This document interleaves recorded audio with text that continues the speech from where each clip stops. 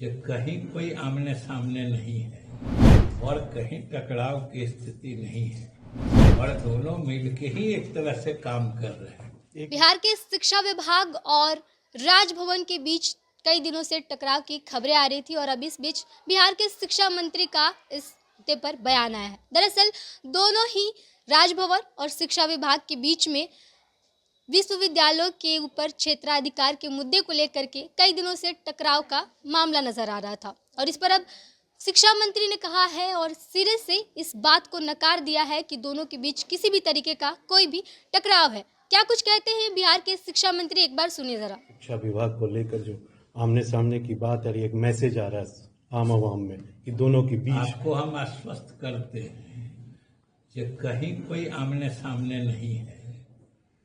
दोनों के काम अपने अपने जगह पर अपने अपने तरीके से बिहार के हित में शिक्षा को बढ़ावा देने के लिए और कहीं टकराव की स्थिति नहीं है और दोनों मिलके ही एक तरह से काम कर रहे हैं। एक मीटिंग बुलाते हैं, एक मीटिंग में नहीं जाने की बात कहते हैं। मीटिंग तो बुलाते हैं तो उन्होंने ही स्थगित किया है। जरूर जाएंगे, वाइस चांसलर जरूर जाएंगे, जाते ही रहे हैं।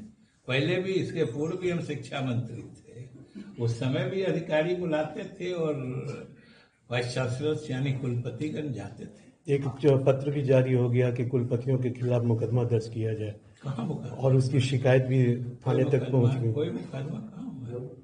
थाने में एफआईआर का कॉपी आ गया। थाने में आवेदन की कॉपी आ गई।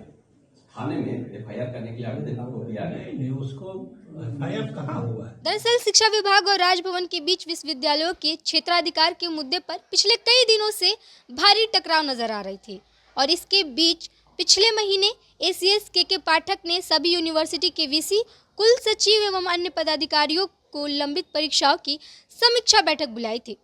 हालांकि राजभवन की ओर से इसमें किसी भी अधिकारी और पदाधिकारी को बैठने से और शामिल होने से मना कर दिया गया था, जिसकी वजह से शिक्षा विभाग की तरफ से उन्हें कारण बताओ नोटिस भी भेजा गया था। लेकिन किसी भी शिक्षा विभाग के पदाधिकारी और वीसी ने इस कारण बताओ नोटिस का जवाब नहीं दिया था, जिसके बाद से फिर दोबारा 2 मार्च को यूनिवर्सिटी के पदाधिकारियों का प्रशिक्षण आयोजित किया गया और इसमें भी एक भी विश्वविद्यालय के वीसी और कुल सचिव नहीं पहुंचे थे। फिर 9 मार्च को दोबारा से एग्जाम को लेकर के शिक्षा विभाग ने बैठक बुलाई और इसमें भी कोई भी पदाधिकारी शामिल नहीं हुआ। जाहिर सी बात थी, इसके बाद से दोनों ही राजभवन और शिक्षा विभाग के बीच टकराव की खबरें सामने आने लगी और इस बीच अब एक बार फिर से 15 मार्च को मीटिंग आयोजित किया गया है और कहा जा रहा है कि इसमें क्या राजभवन की तरफ से ये अनुमति दी जाएगी कि वीसी और जो शिक्षा विभाग के पदाधिकारी हैं वो इसमें शामिल हो।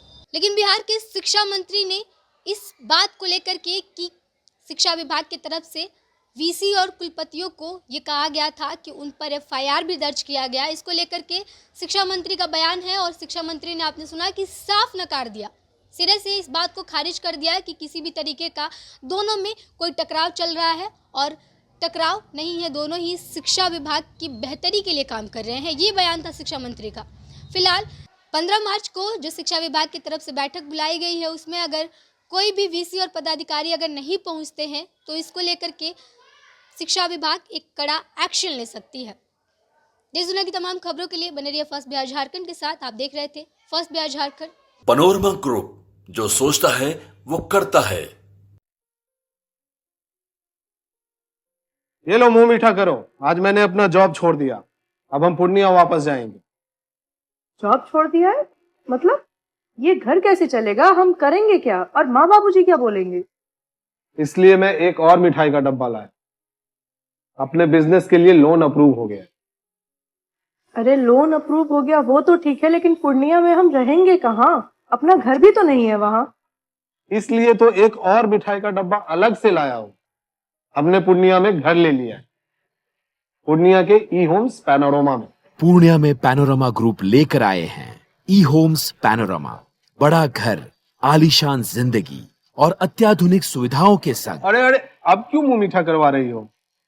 क्योंकि हम घर वापसी जो कर रहे हैं। घर वापसी की खुशी पूर्णिया में ई होम्स पैनोरमा के संग। E Homes Panorama, luxurious lifestyle redefined.